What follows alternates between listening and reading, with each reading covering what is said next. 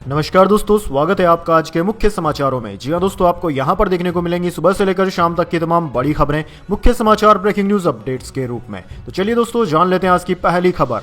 MNREGA scheme की जगह लेगा विकसित भारत जी राम जी, मोदी सरकार नया बिल लेकर आ रही। प्रियंका गांधी बोली, महात्मा गांधी का नाम क्यों हटा रहे हो। जी हाँ दोस्तों, मोदी सरकार महात्मा गांधी राष्ट्रीय ग्रामीण रोजगार गारंटी योजना यानी कि मनरेगा को खत्म कर नया ग्रामीण रोजगार कानून लाने जा रही है। इसे मौजूदा शीतकालीन सत्र में चर्चा के लिए सूचीबद्ध भी किया गया है। दरअसल दोस्तों, बिल की कॉपी सोमवार को लोकसभा सांसदों के बीच सर्कुलेट की गई। इसका नाम विकसित भारत गारंटी फॉर रोजगार एंड आजीविका मिशन VBG रामजी बिल 2025 रखा गया है। दरअसल दोस्तों, नए बिल में कहा गया है कि इसका उद्देश्य विकसित भारत 2047 के राष्ट्रीय विजन के अनुरूप ग्रामीण विकास का नया ढांचा तैयार करना है। काम के दिनों की संख्या 100 से बढ़ाकर 125 दिन कर दी जाएगी। उधर दोस्तों, कांग्रेस ने सरकार के फैसले का विरोध किया। कांग्रेस सांसद प्रियंका गांधी ने कहा कि महात्मा गांधी का नाम क्यों हटाया जा रहा है। वैसे दोस्तों, आपको क्या लगता है, क्या इस नए बिल में महात्मा गांधी का नाम बनाए रखना ज्यादा उचित होता? कमेंट बॉक्स में अपनी राय जरूर दीजिए। चलिए आगे बढ़ते हैं। प्रधानमंत्री नरेंद्र मोदी 7 साल बाद जॉर्डन पहुंचे। एयरपोर्ट पर प्रधानमंत्री जाफर ने स्वागत किया।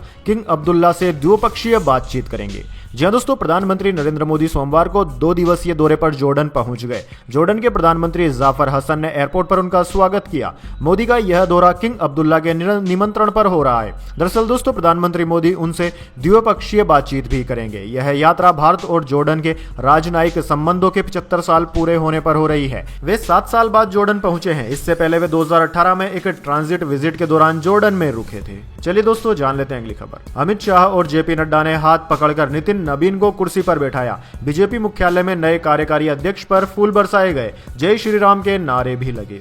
जी हां दोस्तों, बिहार सरकार में मंत्री नितिन नबीन ने दिल्ली स्थित बीजेपी मुख्यालय में भाजपा के कार्यकारी राष्ट्रीय अध्यक्ष का पदभार संभाला। गृह मंत्री अमित शाह और निवर्तमान अध्यक्ष JP नड्डा ने हाथ पकड़कर उन्हें कुर्सी पर बैठाया। इससे पहले नितिन नबीन का पार्टी मुख्यालय में जोरदार स्वागत किया गया। उन पर फूल बरसाए गए। इस दौरान कार्यकर्ताओं ने जय श्री राम के नारे भी लगाए। दोस्तों, अमित शाह और JP नड्डा नितिन नबीन के स्वागत के लिए बीजेपी मुख्यालय में पहले से मौजूद थे। भाजपा नेताओं ने उन्हें बधाई दी।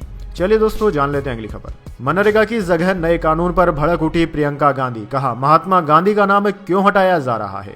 जी हां दोस्तों, एक सवाल जो कि हर किसी के मन में उठ रहा है और यही कांग्रेस सांसद प्रियंका गांधी के मन में भी उठ रहा है। दरअसल दोस्तों, कांग्रेस महासचिव और केरल के वायनाड से लोकसभा सदस्य प्रियंका गांधी ने महात्मा गांधी राष्ट्रीय ग्रामीण रोजगार गारंटी योजना की जगह पर नया कानून लाने की सरकार की तैयारी पर बड़ा सवाल उठाया।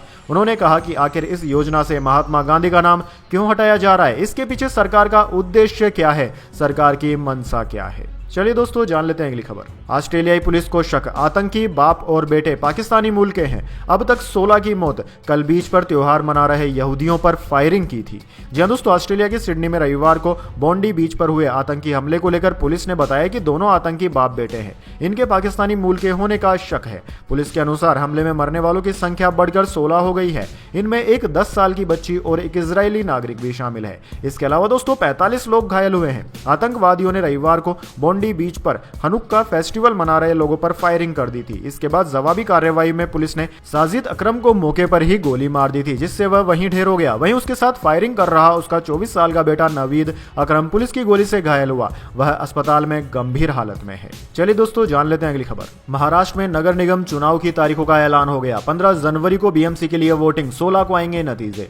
जी हां दोस्तों, महाराष्ट्र में नगर निगम के चुनावों की तारीखों का ऐलान हो गया है। State election commission Dinesh Waghmare ने कहा कि आज से 29 महानगर पालिकाओं में आचार संहिता लागू हो रही है। लोकल बॉडीज के चुनाव 31 जनवरी से पहले कराने का प्लान है। BMC सहित सभी 29 नगर पालिका के चुनाव 15 जनवरी को होंगे। 16 जनवरी को नतीजे आएंगे। 10,111 मतदान केंद्र होंगे। 1 जुलाई 2025 की लिस्ट का इस्तेमाल करेंगे। चलिए दोस्तों, जान लेते हैं अगली खबर। सोना 1.33 लाख के ऑल टाइम हाई पर। इस साल 57,000 महंगा हो चुका है। चांदी आज 1,763 रुपए गिरकर 1.93 लाख रुपए प्रति किलोग्राम पर।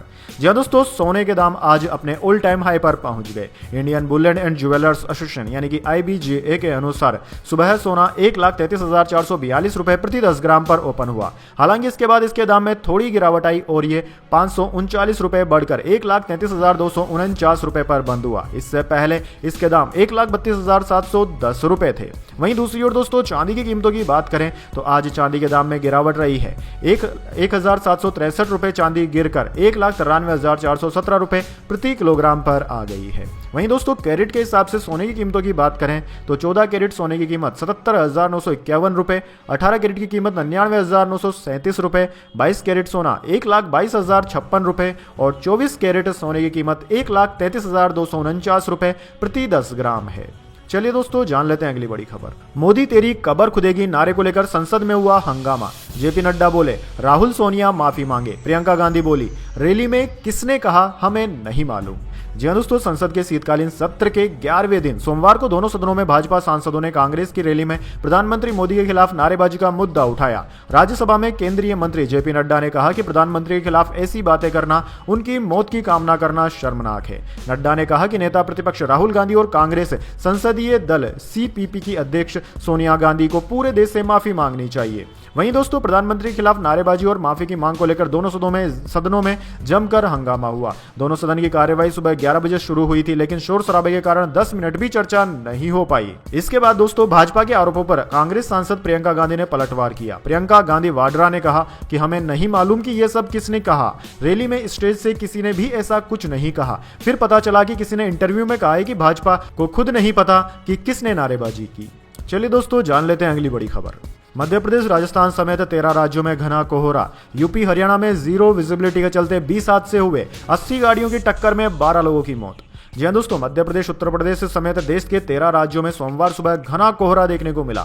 यूपी, हरियाणा, बिहार और दिल्ली में सोमवार सुबह कोहरे के कारण विजिबिलिटी 0 दर्ज की गई थी। सुबह 8:30 बजे तक सड़कों पर 10 मीटर दूर भी कुछ साफ नहीं दिख रहा था। उत्तर प्रदेश के हापुड़ के अनवरपुर के पास करीब 6 वाहन आपस में टकरा गए। इनमें कई लोग घायल हुए। यूपी के अलग अलग जिलों में रविवार को कोहरे के चलते 6 सड़क हादसों में 22 गाड़ियां टकरा गई। इनमें 7 लोगों की मौत हो गई है। वहीं दोस्तों हरियाणा के 7 जिलों में 14 जगह सड़क हादसे हुए, जिनमें 58 गाड़ियां आपस में टकरा गई। उधर दोस्तों जम्मू कश्मीर के पहाड़ी इलाकों में रात बर्फबारी के कारण तापमान में गिरावट दर्ज की गई है। पुलवामा में सबसे कम तापमान -2.7 डिग्री रहा। श्रीनगर में रात का तापमान 2 डिग्री रहा है। चलिए दोस्तों जान लेते हैं अगली खबर। सीएम स्टालिन बोले अमित शाह तमिलनाडु को नहीं समझते, वे पूरी संघी बटालियन लेकर आ जाएं, कुछ नहीं कर पाएंगे। गृह मंत्री ने चैलेंज दिया था। जी हां दोस्तों, तमिलनाडु के मुख्यमंत्री एम.के. स्टालिन ने रविवार को गृह मंत्री अमित शाह के चुनावी चैलेंज का जवाब दिया। स्टालिन ने तिरुवन्नामलाई में एक सभा को संबोधित करते हुए कहा कि अमित शाह के अंदर अहंकार आ गया है। वे खुद के साथ साथ पूरे संघी बटालियन यानी कि आरएसएस के लोगों को भी साथ में ले आए तो भी कुछ नहीं कर पाएंगे। दरअसल दोस्तों स्टालिन ने गुजरात में 7 दिन पहले अमित शाह के दिए गए बयान पर पलटवार किया। तब अहमदाबाद में एक कार्यक्रम में अमित शाह ने कहा था कि वे ममता बनर्जी और स्टालिन जी यानी कि बंगाल और तमिलनाडु के मुख्यमंत्री को बताना चाहते हैं कि आगामी चुनाव में तैयार रहें। चलिए दोस्तों जान लेते हैं अगली खबर। रुपया ऑल टाइम लो पर आया। $1 के मुकाबले 25 पैसे गिरकर 90.74 पर आया। विदेशी फंड्स की निकासी से वैल्यू गिर रही। जी हाँ दोस्तों, रुपया आज अपने डॉलर के मुकाबले ऑल टाइम निचले स्तर पर आ गया है। आज $1 के मुकाबले रुपए की कीमत 90.74 आ गई है। पीटीआई के अनुसार यह आज 25 पैसे कमजोर होकर बंद हुआ। अमेरिका ट्रेड डील को लेकर अनिश्चितता और लगातार विदेशी फंड्स की निकासी ने रुपए पर दबाव बनाया है। रुपया 2025 में अब तक करीब 6% कमजोर हो चुका है। 1 जनवरी को रुपया डॉलर के मुकाबले 85.72 के स्तर पर था, जो कि अब 90.74 के लेवल पर पहुंच गया है। वैसे दोस्तों आपकी जानकारी के लिए बता दें, जिस वक्त भारत आजाद हुआ था यानी कि सन 1947 में $1 की कीमत 4 रुपए के बराबर थी, लेकिन धीरे धीरे साल दर साल इसकी कीमत घटती गई और आज $1 भारतीय रुपए में 90 रुपए से भी ऊपर जा पहुंचा है। चलिए दोस्तों जान लेते हैं अगली खबर। फिर से भारत आएंगे Lionel Messi. ICC chairman Jay Shah ने गिफ्ट किया T20 वर्ल्ड कप का टिकट। जी हां दोस्तों, अगले साल फरवरी मार्च में T20 वर्ल्ड कप 2026 खेला जाना है। भारत का पहला मुकाबला 7 फरवरी को यूएसए के साथ होगा। दिल्ली के अरुण जेटली स्टेडियम में आईसीसी चेयरमैन जय शाह ने वर्ल्ड कप का पहला टिकट लॉन्च कर दिया। जय शाह ने लुइस सुआरेज और रोड्रिगो डी पॉल को भारत की T20 वर्ल्ड कप जर्सी भी भेंट की। इस दौरान दिल्ली की मुख्यमंत्री रेखा गुप्ता भी वहां मौजूद रही। जय शाह ने भारत बनाम USA T20 world cup match का टिकट मेसी को दिया। यह मैच 7 फरवरी को खेला जाएगा। दोस्तों आपको बता दें कि T20 वर्ल्ड कप 7 फरवरी से 8 मार्च तक खेला जाएगा। चलिए दोस्तों जान लेते हैं अगली बड़ी खबर। मुख्यमंत्री नीतीश कुमार ने महिला डॉक्टर का हिजाब हटाया, पहले पूछा ये क्या है जी। पटना में आयुष डॉक्टर्स को नियुक्ति पत्र बांट रहे थे। जी हाँ दोस्तों, पटना में सोमवार को मुख्यमंत्री नीतीश कुमार ने आयुष डॉक्टर्स को नियुक्ति पत्र देते वक्त एक महिला डॉक्टर नुसरत परवीन का हिजाब अपने हाथ से हटा दिया। नुसरत को मुख्यमंत्री ने पहले तो नियुक्ति पत्र दे दिया, इसके बाद उसे देखने लगे। महिला भी मुख्यमंत्री को देखकर मुस्कुराई।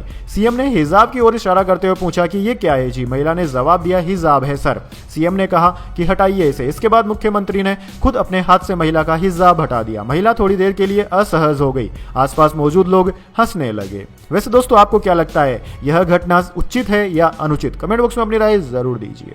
चलिए दोस्तों जान लेते हैं अगली बड़ी खबर। देश के निर्यात में जबरदस्त उछाल, नवंबर में किया 38 अरब डॉलर से ज्यादा का कारोबार। जी हां दोस्तों, सोमवार को जारी सरकारी आंकड़ों से मिली जानकारी के अनुसार देश का निर्यात नवंबर में 19.37% बढ़कर 38.13 अरब अमेरिकी डॉलर हो गया और आयात 1.88% घटकर 62.66 अरब अमेरिकी डॉलर रह गया है। वाणिज्य सचिव राजेश अग्रवाल ने कहा कि नवंबर में हुए निर्यात ने इस वर्ष अक्टूबर में हुए नुकसान की भरपाई कर दी है। चलिए दोस्तों जान लेते हैं अगली खबर। दिल्ली की हवा फिर हुई जानलेवा, 50 मीटर तक भी नहीं दिख रहा। धुंध कोहरे के कारण 60 फ्लाइट्स रद्द, 250 से ज्यादा डिले, कुछ जगह AQI 500 के पार निकला।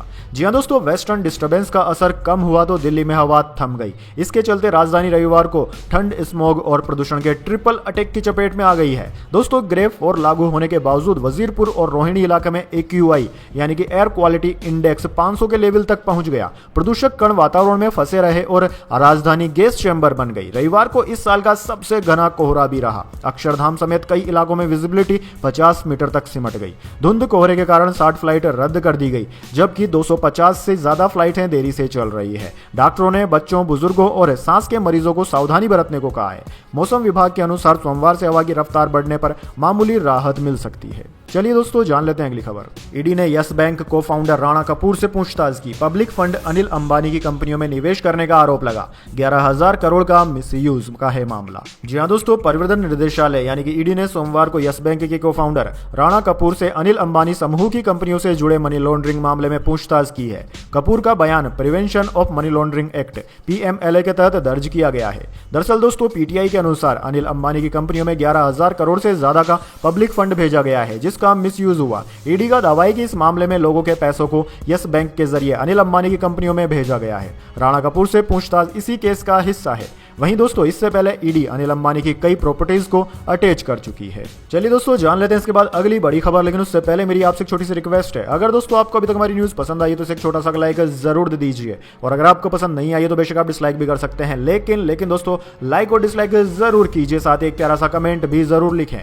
चलिए आगे बढ़ते हैं। सेंसेक्स 54 अंक गिरकर 85,213 पर बंद। निफ्टी में 20 अंक की गिरावट रही। ऑटो और बैंकिंग शेयर्स में रही बिकवाली। जी हां दोस्तों, शेयर बाजार में आज फ्लैट कारोबार देखने को मिला। सेंसेक्स 54 अंक गिरकर 85,213 पर बंद हुआ। निफ्टी में भी 20 अंकों की गिरावट रही। ये 26,027 पर बंद हुआ। आज सेंसेक्स के 30 शेयरों में से 16 में गिरावट और 14 में बढ़त देखने को मिली। निफ्टी के 50 शेयरों में से 27 में गिरावट और 22 में बढ़त देखने को मिली। वहीं दोस्तों एक शेयर में कोई परिवर्तन नहीं हुआ। आज ऑटो, एनर्जी और बैंकिंग शेयर्स में गिरावट रही। इसके अलावा IT और MFCG शेयर्स में बढ़त देखने को मिली। बात करें दोस्तों निफ्टी 50 के टॉप गेनर और टॉप लूजर स्टॉक्स की, तो दोस्तों आज के शेयर बाजार में निफ्टी 50 के टॉप गेनर्स में टाटा स्टील, हिंडाल्को और जोमेटो रहे, जबकि निफ्टी 50 के टॉप लूजर स्टॉक्स में HUL, मैक्स हेल्थ और सन फार्मा रहे। चलिए दोस्तों जान लेते हैं अगली खबर। फिल्म धुरंधर ने 10वें दिन रच दिया इतिहास। 1-2 नहीं बना डाले 6 बड़े रिकॉर्ड।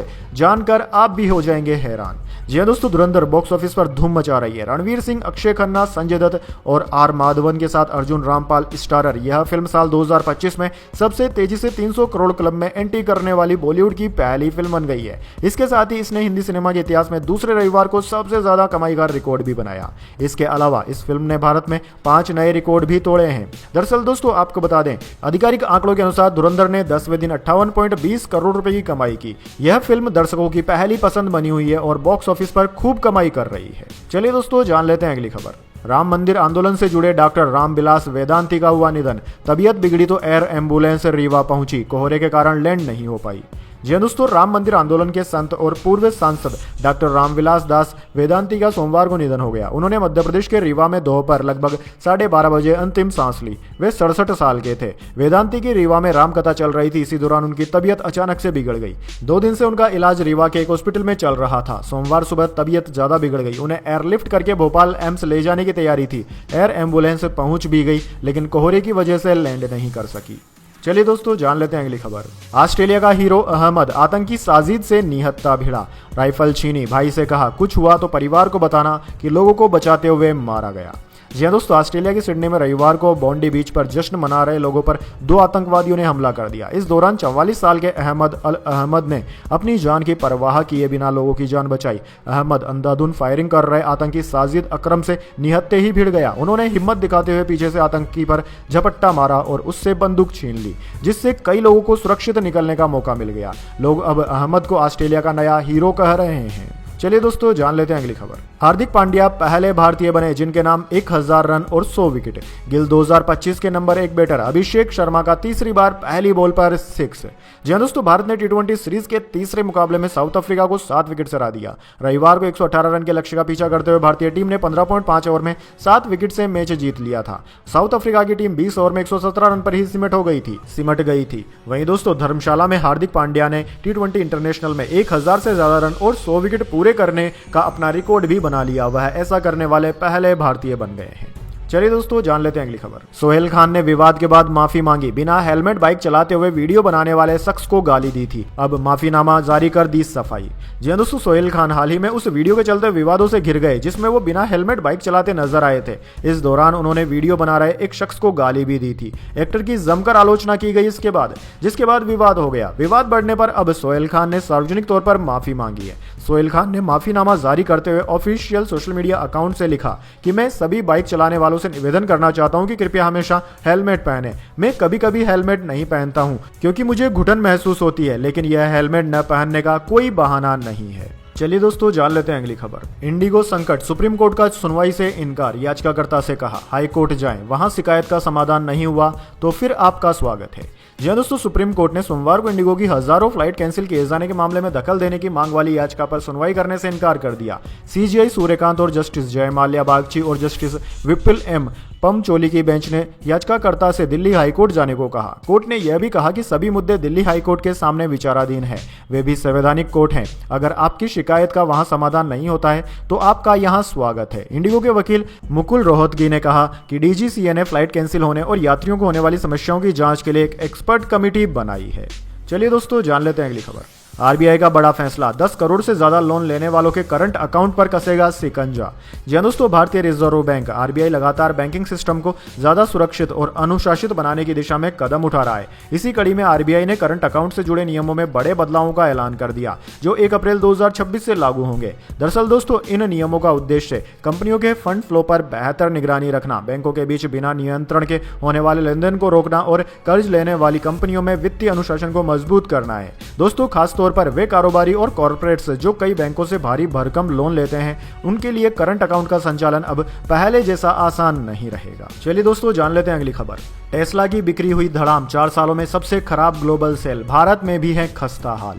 जी हाँ दोस्तों, दुनिया की सबसे चर्चित इलेक्ट्रिक कार कंपनी टेस्ला इन दिनों बिक्री के मामले में बेहद ही बुरे दौर से गुजर रही है। अमेरिका में जहां इसकी बिक्री तेजी से गिरकर 4 साल के सबसे निचले स्तर पर पहुंच गई है, वहीं भारत जैसे उभरते हुए बाजार में भी इसकी एंट्री उम्मीदों के मुताबिक रफ्तार नहीं पकड़ पा रही है। किफायती मॉडल्स पेश करने के बावजूद कंपनी को मांग में गिरावट का सामना करना पड़ रहा है, जो कंपनी के भविष्य की रणनीति पर बड़े सवाल खड़े करता है। दरअसल दोस्तों, राइटर्स की ताजा रिपोर्ट में कॉक्स ऑटोमोटिव के हवाले से बताया गया है कि बीते नवंबर में टेस्ला की अमेरिका में बिक्री लगभग 23% गिरकर 39,800 यूनिट पर आ गई, जो जनवरी 2022 के बाद सबसे कम आंकड़ा है। दिलचस्प बात यह है कि यह गिरावट उस समय दर्ज की गई है जब कंपनी ने अपने सबसे लोकप्रिय इलेक्ट्रिक वाहनों मॉडल वाई और मॉडल 3 के सबसे सस्ते स्टैंडर्ड वेरिएंट लॉन्च किए थे। तो दोस्तों, यह थी आज की तमाम बड़ी खबरें। इसके बाद दोस्तों, अब बारी आती है आज के माइंड क्विज क्वेश्चन की। जी हाँ दोस्तों, एक आसान से सवाल का जवाब देकर आप जीत सकते हैं एक सरप्राइज गिफ्ट हमारे यूट्यूब चैनल की की ओर से। तो दोस्तों आज का सवाल आपकी स्क्रीन पर आ चुका है। पूरी दुनिया में सबसे ज्यादा कार बेचने वाली कंपनी का नाम क्या है? जी हाँ दोस्तों, अगर आप जानते हैं उस कंपनी का नाम जो कि पूरी दुनिया में सबसे ज्यादा कार बेचती है, तो जल्दी से उस कंपनी का नाम कमेंट बॉक्स में लिख दीजिए। अगर दोस्तों आपका जवाब होता है एकदम सही और आप चुने जाते हैं लकी विजेता के रूप में, तो आपको मिल सकता है एक सरप्राइज गिफ्ट हमारे यूट्यूब चैनल की ओर से। तो दोस्तों जल्दी से अपना उत्तर कमेंट बॉक्स में लिख दीजिए, वीडियो को लाइक कर लीजिए और चैनल को सब्सक्राइब करके बेल आइकन भी दबा लीजिए। धन्यवाद। वंदे मातरम। जय हिंद, जय भारत।